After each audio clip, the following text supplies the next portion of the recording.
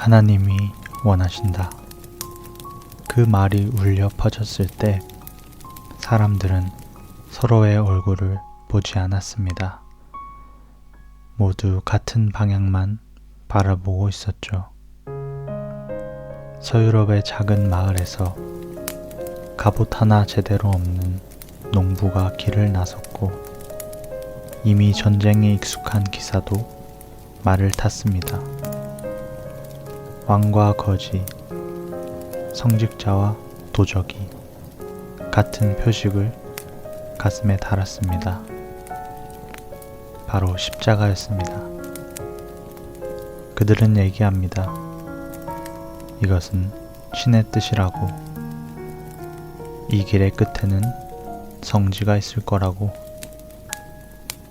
그런데 이상한 점은 이 전쟁에 너무 많은 사람들이 움직였다는 것이고 너무도 오래 지속되었다는 것입니다. 한 세대가 태어나고 사라질 200년이라는 시간 동안 사람들은 계속 같은 질문을 반복했습니다. 이번에는 다를 것이다. 누군가는 죄를 씻기 위해 떠났고 누군가는 땅을 얻기 위해 떠났으며 누군가는 그냥 이곳을 떠나고 싶었을지도 모릅니다. 하지만 그들 모두는 같은 말로 출발했습니다. 신의 이름으로. 성지는 점령되었고 다시 빼앗겼습니다. 도시는 무너졌으며 그 폐허 위에서 또 다른 맹세가 만들어졌습니다. 그런데 한 가지는 끝내 설명되지 않았습니다. 왜 그렇게 많은 승리가 있었는데도 아무것도 남지 않았을까? 왜 신을 외친 전쟁이 가장 인간적인 모습으로 기억되는 것일까? 이 이야기는 전투의 기록이 아닙니다. 기도와 약탈이 어떻게 같은 행위가 되었는지에 대한 이야기이고 신앙이 언제 욕망으로 바뀌는지에 대한 이야기입니다. 그들은 왜 시작했을까요? 그리고 왜 끝내 실패했을까요? 이제 십자군 전쟁이라는 이름 뒤에 숨은 사람들의 이야기를 천천히 따라가 보려 합니다. 십자군 전쟁은 어느 날 갑자기 시작된 사건이 아닙니다. 그것은 이미 오래전부터 쌓여있던 세계의 긴장이 특정한 순간에 한 방향으로 터져나온 결과였습니다. 십자군이 등장하기 전의 유럽은 겉으로 보기에는 신앙으로 단단히 묶인 사회처럼 보였지만 내부를 들여다보면 전혀 다른 모습이 펼쳐져 있었습니다. 11세기 말의 서유럽은 폭력으로 가득 찬 공간이었습니다. 봉건 질서 속에서 무력을 가진 계층은 지나치게 많았고 그들을 통제할 수 있는 장치는 부족했습니다. 기사들은 토지를 받아야 생존할 수 있었지만 땅은 한정되어 있었습니다.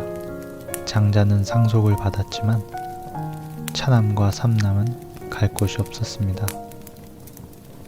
그들은 무기를 들고 떠들며 사적인 전쟁을 벌였고 농민과 성직자, 상인을 가리지 않고 약탈했습니다. 교회는 이를 막으려 했습니다. 신의 평화 운동과 신의 휴전이 선포되었고 특정 요일이나 성직자, 농민에 대한 공격을 금지하려는 시도도 있었습니다. 그러나 현실은 달랐습니다. 교회는 말로는 권위를 유지했지만 실제로 폭력을 제어할 힘은 부족했습니다. 십자가는 여전히 신성했지만 칼은 더 더 빠르게 움직였습니다. 이 시기 교회 자체도 위기에 놓여 있었습니다. 교황권은 신성 로마 제국 황제와 끊임없이 충돌했고 성직 매매와 부패 문제로 신뢰가 흔들리고 있었습니다.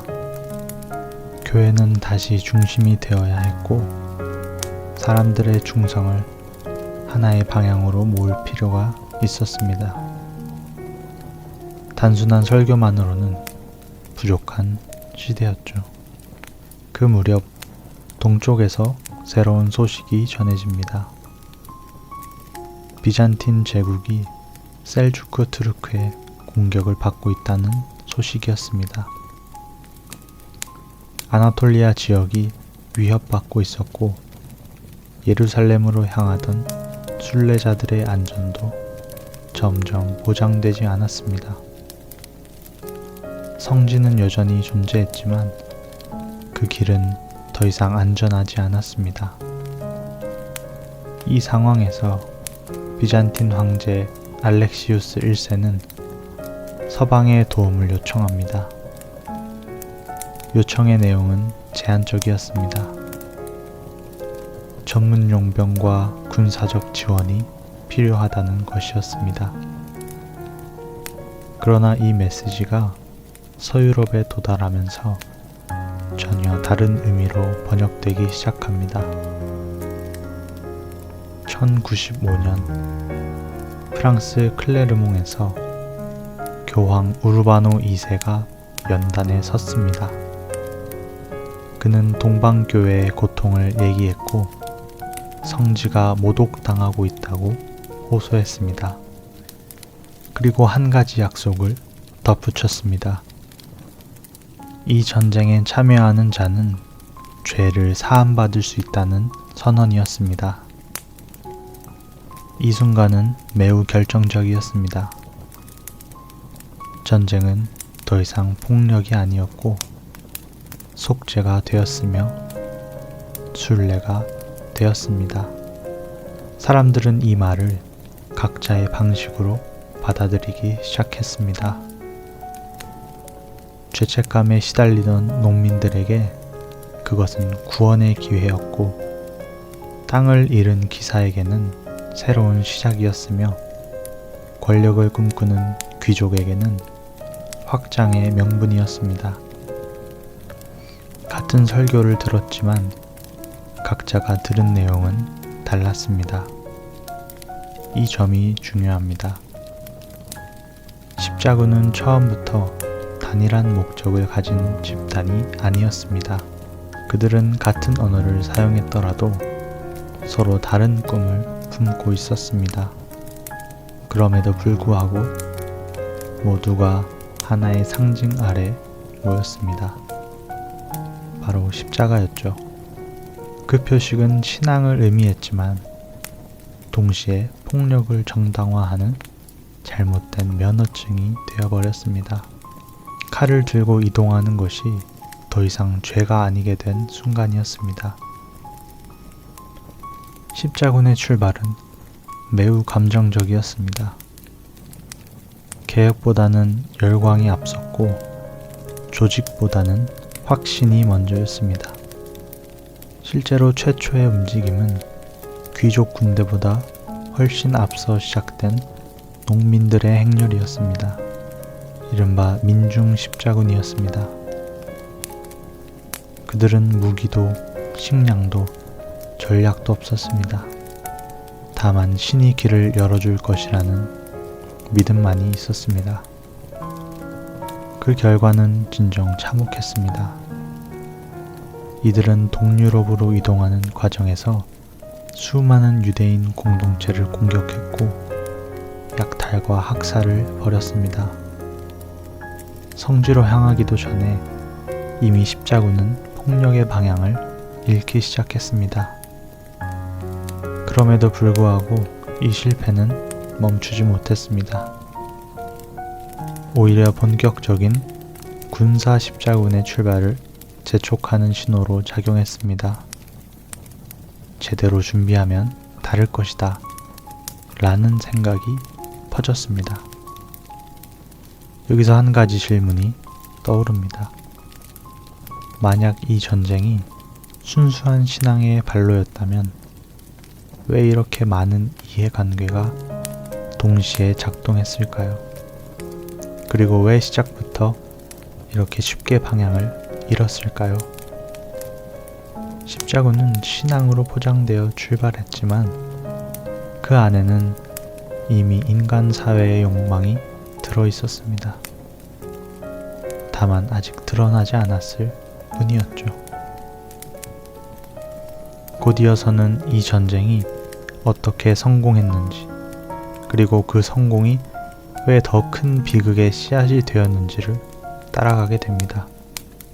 사람들이 신은 정말 우리 편이다 라고 믿게 된 순간 이야기는 되돌릴 수 없는 방향으로 흘러가기 시작합니다. 십자군 전쟁이 장기화될 수 있었던 이유는 단순합니다. 그들은 처음부터 실패하지 않았기 때문입니다. 오히려 믿기 어려울 만큼 빠른 성공을 경험했습니다. 1096년에서 1099년 사이 유럽에서 출발한 십자군은 상상 이상으로 먼 거리를 이동했습니다.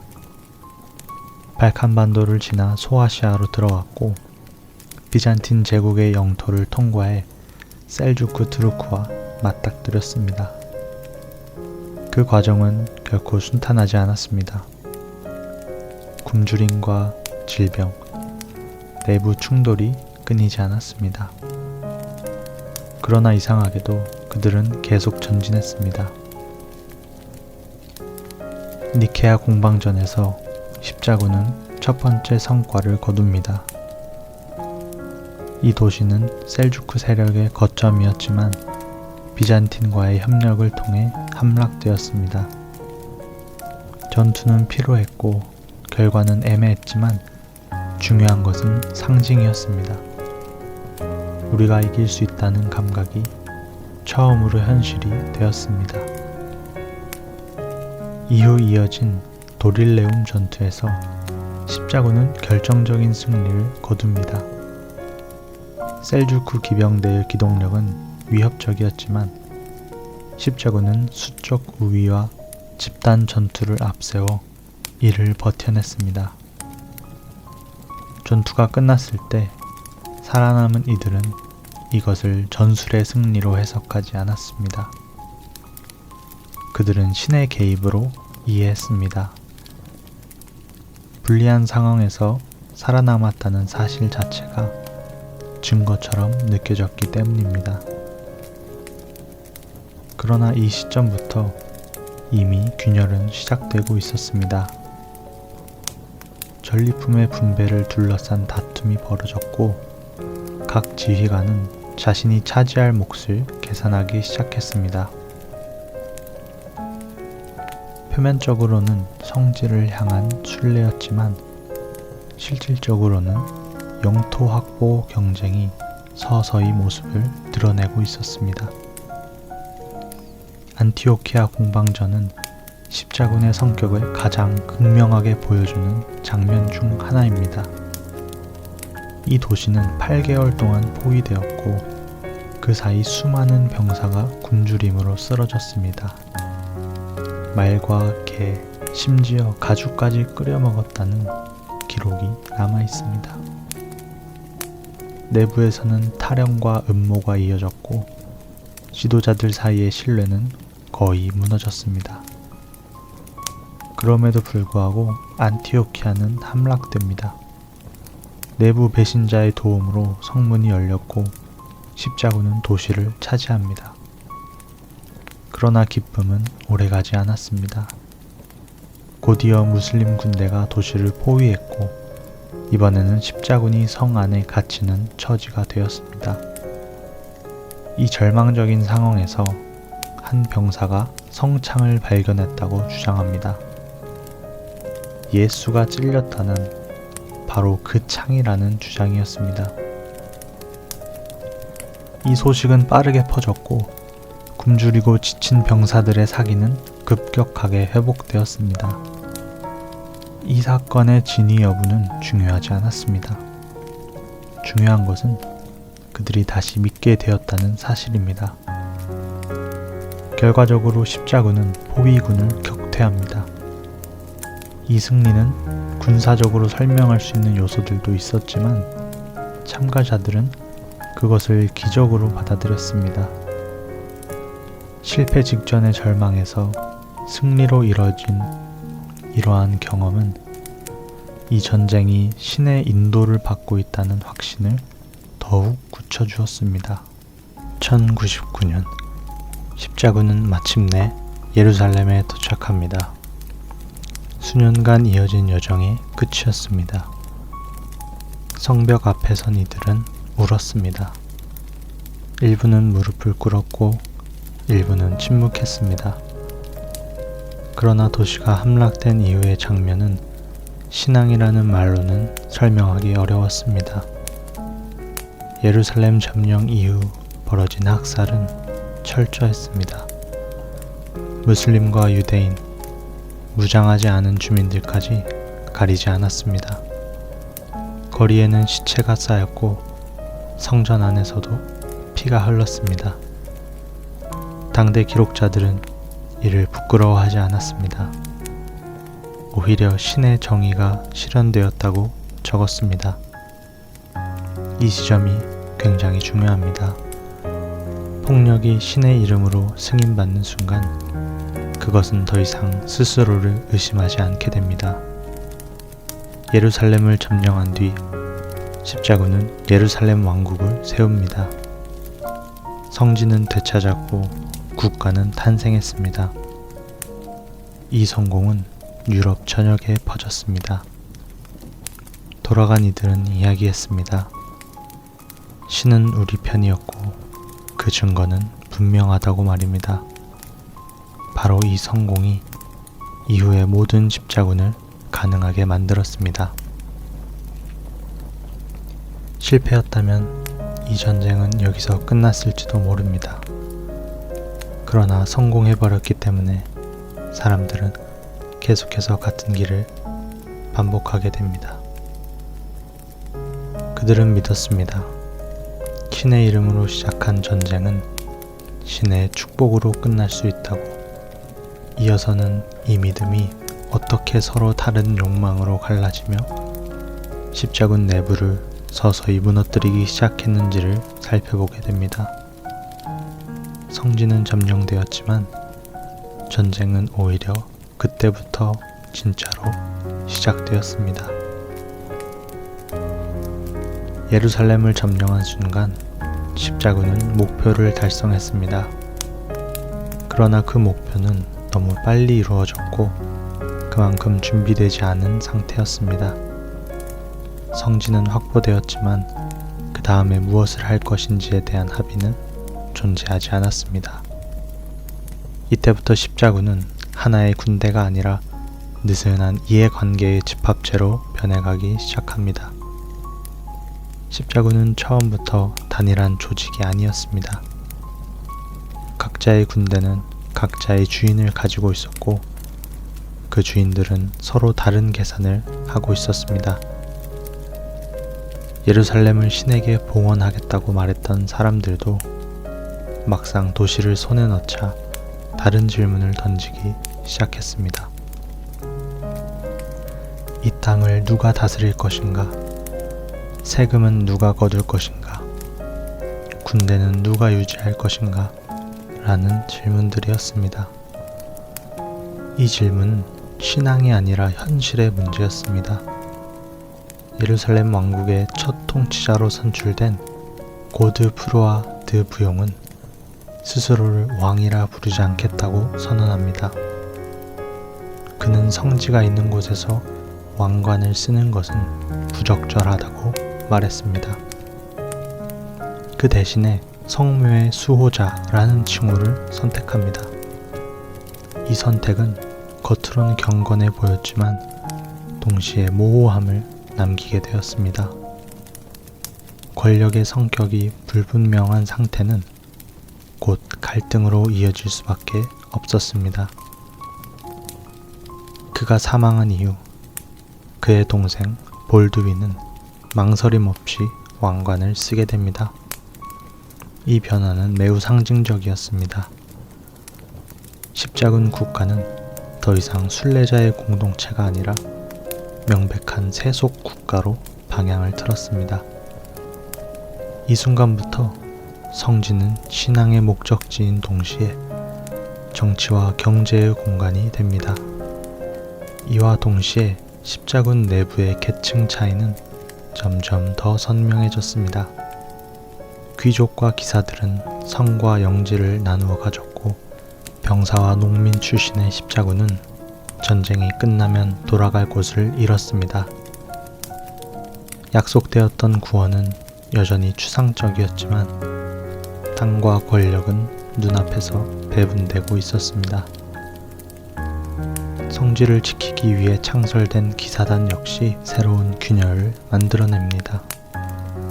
성전 기사단과 병원 기사단은 신앙을 명분으로 삼았지만 시간이 지나면서 막대한 재산과 군사력을 보유하게 됩니다. 그들은 교황에게만 복종하며 세속 권력과는 다른 위치에 서게 됩니다. 이는 협력보다는 경쟁을 낳게 되었습니다. 기사단들은 성지를 방어했지만 동시에 정치의 한 축으로 작동했습니다. 어떤 전투에 참여할 것인지, 어떤 성을 지킬 것인지는 더 이상 신앙만으로는 결정되지 않았습니다. 이 시기의 십자군 국가들은 서로를 완전히 신뢰하지 못했습니다. 예루살렘 왕국, 안티오키아 공국, 트리폴리 백국은 각자 다른 이해관계를 가지고 있었고 상호 방어는 항상 조건부였습니다. 외부의 위협보다 내부의 경쟁이 더 큰 변수로 작용하는 순간들이 잦아졌습니다. 비잔틴 제국과의 관계 역시 악화됩니다. 처음에는 협력자로 출발했지만 서로에 대한 불신은 깊어졌습니다. 십자군은 비잔틴을 배신자로 의심했고 비잔틴은 십자군을 통제 불가능한 집단으로 여겼습니다. 이 간극은 시간이 지날수록 좁혀지지 않았습니다. 이 틈을 파고든 것은 무슬림 세계의 변화였습니다. 초기에는 분열되어 있던 이슬람 세력은 점차 하나의 방향으로 움직이기 시작합니다. 종교적 동원과 정치적 통합이 결합되었고 십자군 국가들은 그 변화를 충분히 인식하지 못한 채 내부 문제에 몰두하고 있었습니다. 십자군은 여전히 같은 상징을 사용했습니다. 같은 십자가를 가슴에 달고 같은 기도를 올렸겠죠. 그러나 그 십자가가 의미하는 바는 이미 사람마다 달라져 있었습니다. 누군가에게 그것은 신앙이었고 누군가에게는 권력이었으며 또 다른 누군가에게는 생존의 수단이었습니다. 이 시점에서 십자군은 아직 패배하지 않았습니다. 그러나 이미 하나로 움직일 수 있는 능력을 잃어가고 있었습니다. 곧 이어서는 이 갈라진 목적이 어떻게 결정적인 배신으로 이어졌는지, 그리고 십자군이라는 이름이 스스로의 신뢰를 무너뜨리는 순간을 살펴보게 됩니다. 신을 향해 출발한 전쟁은 이제 서로를 의심하는 싸움으로 변하고 있었습니다. 십자군이 성지를 향하지 않은 유일한 원정이 있습니다. 그리고 그 원정은 십자군이라는 이름이 스스로를 무너뜨린 순간으로 기억됩니다. 바로 제4차 십자군이었습니다. 1002년 교황 인노첸시오 3세는 새로운 십자군을 호소합니다. 표면적인 목적은 분명했습니다. 예루살렘 탈환이었죠. 이전 원정들이 성과를 내지 못한 상황에서 이번에는 보다 체계적이고 강력한 군대를 조직하겠다는 계획이었습니다. 그러나 출발부터 문제가 생깁니다. 십자군은 베네치아에 함대를 의뢰했고 그 대가는 막대한 금액이었습니다. 예상보다 적은 병력이 모이면서 약속된 비용을 지불할 수 없게 됩니다. 이때부터 전쟁의 방향은 조금씩 틀어지기 시작합니다. 베네치아는 해상공화국이었고 신앙보다 상업과 전략을 우선시하는 국가였습니다. 그들은 십자군의 신념을 부정하진 않았지만 자선으로 배를 내어줄 생각도 없었습니다. 대신 하나의 제안을 합니다. 베네치아의 적이었던 자라를 공격해주면 빚을 유예해주겠다는 조건이었습니다. 자라는 또 다른 기독교 도시였습니다. 교황은 이 공격을 명확히 금지했었죠. 그럼에도 불구하고 십자군은 이를 받아들입니다. 성지를 향한 전쟁이 처음으로 명백히 신앙을 거스르는 선택을 한 순간이었습니다. 결국 자라는 함락되었고 약탈당했습니다. 교황은 경노했고 십자군을 파문하기에 이릅니다. 그러나 이미 물은 엎질러졌습니다. 이 시점에서 십자군은 더 이상 신의 군대라는 자의식을 유지하기 어려웠습니다. 이후 또 하나의 제안이 등장합니다. 비잔틴 제국의 왕위 분쟁에 개입해달라는 요청이었습니다. 보상은 더 달콤했습니다.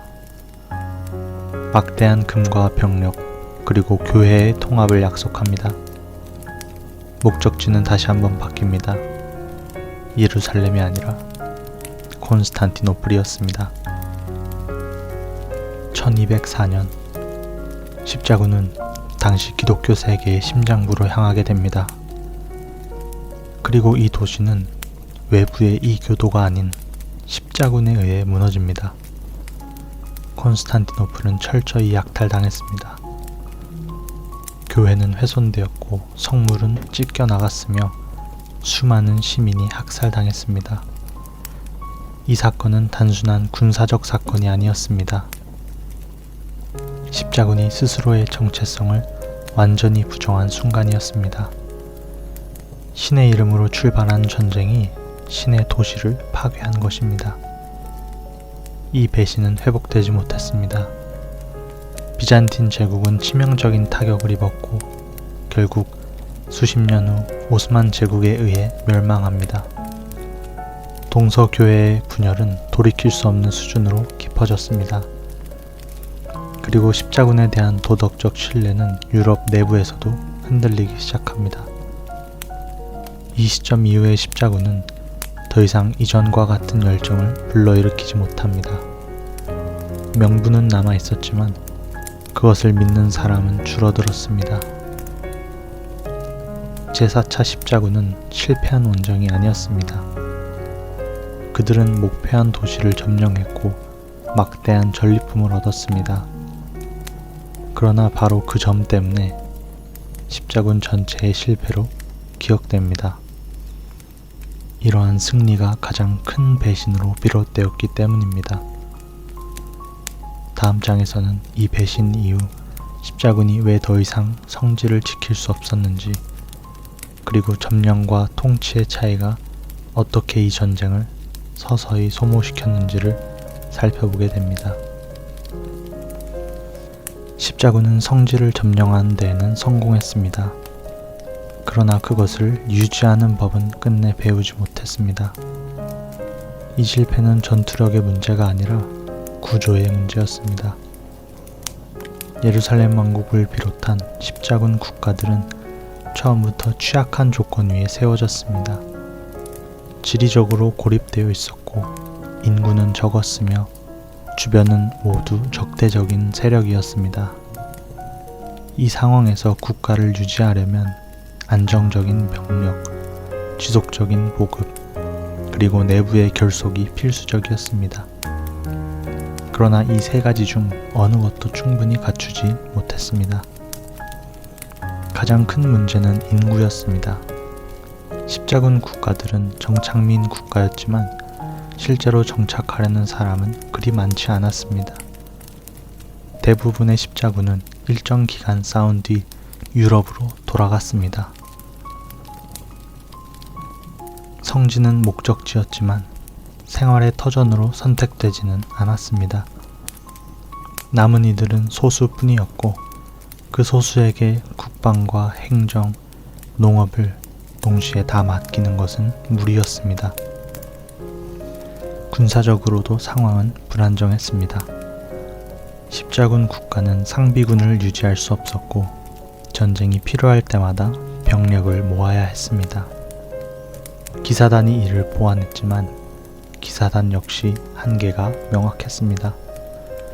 그들은 전문 군인이었지만 여전히 수는 적었고 정치적으로도 독립적인 집단이었기 때문에 항상 국가의 이익과 일치하지 않았습니다. 경제 역시 불안정했죠. 십자군 국가는 농업 기반이 약했고 상업에 크게 의존했습니다. 항구 도시를 통해 무역이 이루어졌지만 이는 외부 상황에 크게 좌우되었습니다. 전쟁이 길어지거나 해상로가 위협받으면 즉시 재정 위기로 이어지게 되었습니다. 또 하나의 중요한 요소는 현지 주민과의 관계였습니다. 십자군은 성지를 점령했지만 그 땅의 다수 주민은 기독교인이 아니었습니다. 무슬림과 유대인, 동방 기독교인들이 함께 살고 있었죠. 초기에는 비교적 관용적인 통치가 이루어지기도 했지만 구조적인 불신은 해소되지 않았습니다. 이러한 구조 속에서 십자군 국가는 항상 방어적인 위치에 놓였습니다. 한 번의 패배는 단순한 전술적 손실이 아니라 국가 존망의 위기로 이어졌습니다. 하틴 전투에서의 패배가 그 대표적인 사례입니다. 무슬림 군대를 이끌던 살라딘은 이 전투를 통해 십자군의 핵심 전력을 무너뜨렸고 그 결과 예루살렘은 다시 함락됩니다. 이 패배 이후에도 십자군은 다시 성지를 탈환하려 시도했습니다. 그러나 그때마다 이전과 같은 결집력은 나타나지 않았습니다. 제3차 십자군조차도 예루살렘을 되찾지 못했고 이후의 원정들은 점점 더 소규모로 더 산발적으로 이루어졌습니다. 결국 십자군 국가는 하나씩 무너졌습니다. 트리폴리는 함락되었고 안티오키아도 사라졌으며 마지막 남은 아크레마저 1291년 함락됩니다. 이 순간 상징적이었습니다. 200년에 걸친 십자군 국가의 실험이 완전히 끝난 것입니다. 이 실패는 단순히 군사적 열세 때문이 아니었습니다. 십자군은 정복자의 논리로 출발했지만 통치자의 책임을 감당하지 못했습니다. 다음 장에서는 이 모든 과정이 결국 어떻게 약탈로 끝나는 전쟁으로 기억되게 되었는지 그리고 십자군이 남긴 가장 어두운 유산을 살펴보게 됩니다. 아크레가 함락된 1291년은 종종 십자군의 종말로 언급됩니다. 그러나 실제로는 그보다 훨씬 이전부터 십자군은 이미 끝나고 있었습니다. 이후의 원정들은 이름만 십자군이었을 뿐 더 이상 성지를 되찾을 수 있을 것이라는 현실적인 기대를 품지 못한 상태에서 반복된 시도에 불과했습니다. 후반부 이러한 십자군의 가장 큰 특징은 동원의 방식이 달라졌다는 점입니다. 초기의 십자군은 신앙적 열정과 개인적 구원의 욕망이 결합된 집단적 움직임이었습니다. 그러나 시간이 흐르면서 사람들은 이전의 결과를 알고 있었습니다. 성지는 잠시 점령되었지만 결국 잃어버렸고 돌아온 것은 빚과 상처 그리고 무덤뿐이라는 사실이 공유되고 있었습니다. 그럼에도 불구하고 십자군은 계속해서 소집되었습니다. 이유는 명분이 아니라 관성 때문이었습니다. 교황권은 여전히 십자군이라는 도구를 필요로 했고 세속 권력은 이를 내부 문제를 외부로 돌리는 효율적인 수단으로 활용해왔습니다. 신앙은 더 이상 출발점이 아니었고 정치적 편의가 대신 그 자리를 차지했습니다. 이 시기에 십자군은 점점 목표를 바꾸기 시작합니다. 성지가 아니라 유럽 내부의 적을 향합니다. 이단을 토벌한다는 명목으로 알비주아 십자군이 벌어졌고, 발트 지역에서는 이교도를 상대로 한 북방 십자군이 이어졌습니다. 십자군이라는 개념은 성지와의 연결을 잃고 단순히 교황이 승인한 전쟁이라는 의미로 축소됩니다. 전쟁의 방식도 달라졌죠. 대규모 원정 대신 소규모 군사행동이 반복되었고, 장기적인 전략은 부재했습니다. 십자군에 참여하는 기사들은 더 이상 성지를 꿈꾸지 않았고, 전쟁을 통해 얻을 수 있는 단기적인 이익을 계산했습니다. 전리품과 용병 계약이 중요한 동기가 되었습니다. 이 과정에서 십자군의 도덕적 권위는 급격히 붕괴됩니다. 사람들은 이렇게 묻기 시작합니다. 왜 이 전쟁은 항상 실패하게 되는가? 왜 신의 뜻을 따른다고 하면서 결과는 이렇게 참담한 것인가? 이러한 의문은 이전 세대에는 쉽게 제기되지 않았지만 후반부로 갈수록 공개적으로 논의되기 시작합니다. 특히 제4차 십자군의 기억은 지워지지 않았습니다. 같은 기독교 도시를 약탈한 전쟁이 여전히 십자군이라는 이름으로 불린다는 이 사실은 십자군이라는 개념 자체에 대한 신뢰를 무너뜨려 버렸습니다. 십자군은 더 이상 숭고한 이상이 아니라 실패한 전통처럼 인식되기 시작합니다. 결국 후반부 십자군은 반복될수록 설득력을 잃었습니다. 참여자는 줄어들었고 성과는 없었으며 목적은 불분명했습니다. 전쟁은 계속되었지만 누구도 그것이 끝날 수 있다고 믿지 않았습니다. 십자군은 이렇게 끝났습니다. 패배로 끝난 것이 아니라 의미를 잃은 채 사라졌습니다. 마지막 장에서는 이 200년에 걸친 전쟁이 남긴 진짜 유산을 정리하게 됩니다. 신의 이름으로 시작된 이 전쟁이 결국 무엇을 보여주었는지를 돌아보게 될 것입니다. 십자군 전쟁의 마지막 장면을 정의하자면 단 하나로 요약할 수 있습니다. 신의 이름으로 출발했지만 결과는 약탈과 갈등으로 점철되었다는 점입니다. 성지는 점령되었고 도시는 함락되었지만 그것은 결코 오래가지 못했습니다. 예루살렘과 안티오키아, 트리폴리, 아크레 등 십자군 국가들이 남긴 것은 군사적 흔적과 피로 얼룩진 도시, 그리고 교회의 권위와 정치적 영향력 강화라는 상징뿐이었습니다. 실제로 남은 성과는 거의 없었고 대부분의 시민과 주민, 심지어 초기 순례자들은 전쟁의 피해자일 뿐이었습니다. 초기 십자군에서조차 폭력과 약탈은 존재했습니다. 민중 십자군이 동유럽을 통과하며 유대인 공동체를 공격한 사건이 대표적입니다. 그러나 처음에는 그것이 예외적 행위로 여겨졌다면 후반부에는 이러한 약탈이 점차 체계적이고 반복적인 방식으로 일상화되었습니다. 전쟁이 신앙과 결합하면서 폭력과 약탈은 정당화되는 수단으로 바뀌었습니다. 200년에 걸친 십자군의 역사에서 우리는 명확한 교훈을 얻을 수 있습니다. 첫째, 명분이 아무리 숭고해 보여도 인간 사회의 구조와 욕망은 언제나 명분을 왜곡합니다.